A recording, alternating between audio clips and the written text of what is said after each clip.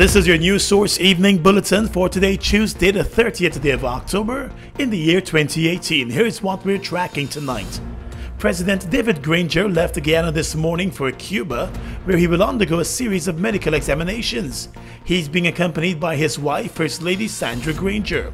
The visit to Cuba comes just a week after the president traveled to see his private doctor in neighboring Trinidad and Tobago. In a video released this morning, the president explained the need to go to Cuba. Within a few weeks, I started to notice some symptoms, and after the symptoms didn't go away, I decided to return to Trinidad and Tobago, which I did last Monday, to revisit the tests which were done in May. And at that time, they discovered some symptoms which needed further investigation. So I just agreed with that diagnosis and made arrangements to go to Cuba for further investigation.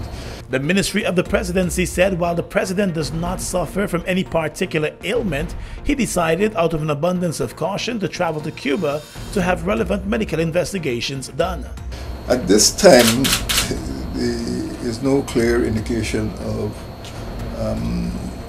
disorder or what the nature of the disorder is. It's a question of investigation, and I think I can get the best advice in Cuba.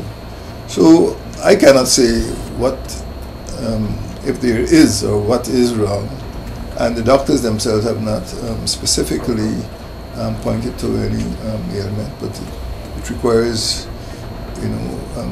investigation, and that's what I'm going for. News Source understands that over the past few weeks, the president has been experiencing a loss of appetite and some amount of exhaustion. During his recent address to the National Assembly, it was noticed that he made some mistakes during his speech and kept drinking water.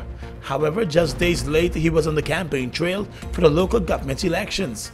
He had planned to make a number of other visits to various communities ahead of the elections, but those visits have now all been cancelled.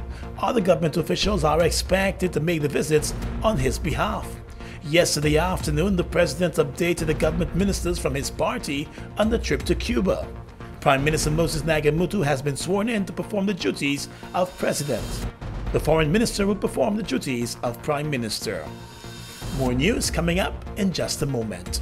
This Christmas, get a loan for your dream car with an extended repayment term. Spruce up your home with that renovation you always wanted and take advantage of low or no down payment. Get new appliances so you can cook up a storm.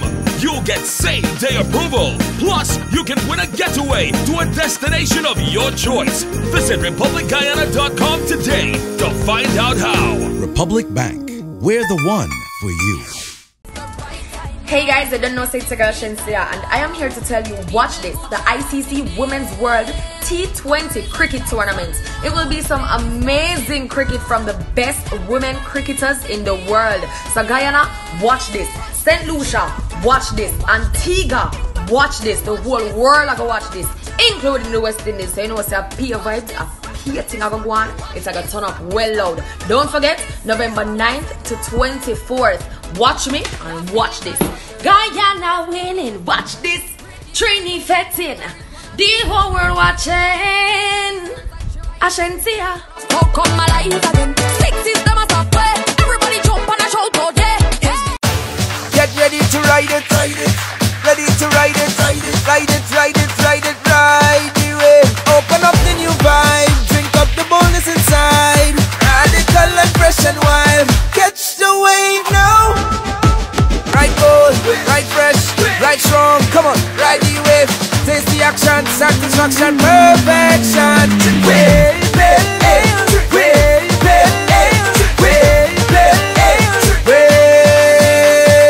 Ride the new wave of excitement sweeping Guyana. Wave Pale Ale, a premium, full-bodied, strong and refreshing alcoholic brew, crafted to perfection for a bold, young, radical you. Don't settle for anything less. Catch a Wave Pale Ale and ride it today. Wave Pale Ale, crafted to perfection. Welcome back. The Central Housing and Planning Authority, in collaboration with the Inter-American Development Bank, is getting ready to roll out a homes and community development project targeting those persons who are poor and vulnerable in various communities. The Adequate Housing and Urban Accessibility Program is expected to benefit persons from select communities in Georgetown, the East Bank and East Coast of Demerara and West Demerara. In addition to the upgrade of the infrastructure of the communities, a big part of the project will also focus on the construction of low-cost homes and home improvement for those persons who may have acquired a house lot but have found themselves living in shack-like houses. That's according to the Deputy Director for Community Development, Donald Best Bascom. The person or household must be occupying their allocated low-income lot. They must be, of course, the legitimate owner of that lot, and this must be verified by the necessary documentation, an agreement of sale or a title, etc. The household must have completed payment for that lot, and the applicant must be at least 18 years of age. This program targets primarily households that are occupying that lot but are living in buildings that does not meet habitable requirements, buildings that many may refer to more or less as a shack. The housing official also explained that once a household qualifies for the program, the homeowner would have to make an equity share contribution of $100,000. Once a person has been selected to benefit from the Core House Support Program, that household will be required to make an equity share contribution of 100,000 Guyana dollars. The cost of the rest of the cost of the home will be covered by the program. So in order to complete that payment, based on our previous experiences when we implemented the Core House pilot, we found that because of issues of affordability, many households struggle to make that equity share contribution. So this time around, what we are actually doing is allowing the household to make a 50% payment within 1 month of being notified of selection. So 1 month after we've indicated to them that they've been successful, they're required to complete at least 50% of that payment, which will be the equivalent of $50,000. The remaining $50,000 would need to be completed within 3 months. The total cost of the home will not be for more than $4 million, and under the project, 250 new homes will be constructed. The other part of the housing initiative will target those persons who already have their low-income homes, but those homes are in need of repair or completion. The home improvement subsidy will see qualifying persons receiving up to $500,000 in building materials for the specific needs of their homes. However, they will have to cover all of the labor costs associated with the home improvement. Again, this program also targets persons who qualify as low income, who are 18 years and older. The applicants must be living on the lot in the building that they are applying for the improvement for. The home improvement subsidy basically provides a subsidy of up to 500,000 Guyana dollars in building materials to effect repairs, improvement, extensions, etc. to an existing building. The program will provide the materials, and the beneficiary household is required to provide 100% of the labor to effect the improvement works. Persons who are interested in benefiting from the two projects would have to make applications through the Central Housing and Planning Authority between November 1, 2018 and February 1 of 2019.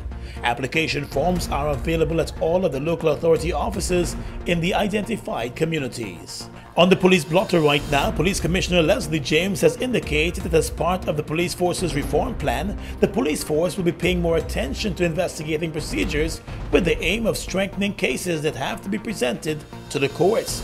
There have been many cases thrown out by magistrates for insufficient evidence.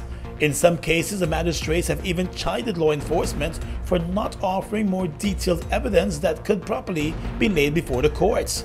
At a recent press conference, the police commissioner said he is concerned by the problem, and it's one of the reasons why he's encouraging ranks to take their time and not rush investigations. And I'm encouraging the ranks to take their time to do investigations. They are to make the necessary notes as they go along with investigations, so that when the time comes for that rank to generate their statement, it will be aided by the note that they made while they go along with the investigation. I've also said to them that the summary matters, which got a life of 6 months, where I've observed that there's a rush to have summary matters dealt with in 2 weeks, something a week, and so on, to give themselves some space. I've also indicated very clearly that, and by way of policy, ranks are to interact with all sides of each report. It's a policy of the force, and if you check at police stations, it is expected to see the Latin maxim or the alteram partem. Listen to the other side. And by way of that in itself, once the ranks were to listen to all the parties and applying their knowledge of the law, understanding of the law, and of course their expertise, we'll have a different kind of result in the courts. The top cop believes that once they conduct better investigations, better results will be arrived at in the courts, and the public will not feel shortchanged. The police force is currently undergoing a reform process. The police commissioner has said by March of next year, citizens should see a much reformed Guyana police force. Still in the police blotter, surveillance video recordings of a man being beaten outside the Palm Court nightclub has surfaced, and the victim says he's happy that persons are seeing what he faced at the hands of a young businessman and his crew. 21-year-old Romario Baljit has explained that after he and his friends were attacked outside the nightclub, no one came to their aid, and the suspect Imran Khan continued to beat on him, even as he tried to crawl away. Imran Khan, a local businessman and socialite who is no stranger to law enforcement, remains in police custody. He's likely to be charged by tomorrow, according to police sources. He turned himself over to law enforcement yesterday in the company of his attorney. He tried to get station bail, but that was not granted. Meanwhile, police investigators are looking for another associate of Imran Khan, believed to be his brother, who was seen in the surveillance video firing gunshots into the air outside the nightclub. The Palm Court nightclub is located just down the road on Main Street from the official residence of the President and the Prime Minister. There have been calls for the club to step up its security arrangements, but persons close to the establishment have said that there is little they could do with what takes place on the street outside the club premises. And finally this evening, a Monday afternoon accident at Beehive on the east coast of Demerara has claimed the life of a 27-year-old woman. The woman, Keola Thomas, was the passenger in motorcar PWW 5851 being driven by a police constable when tragedy struck. A police report stated that the driver was proceeding along the roadway in the vicinity of Beehive when he lost control of the car and slammed into 2 utility poles before ending up in a nearby trench.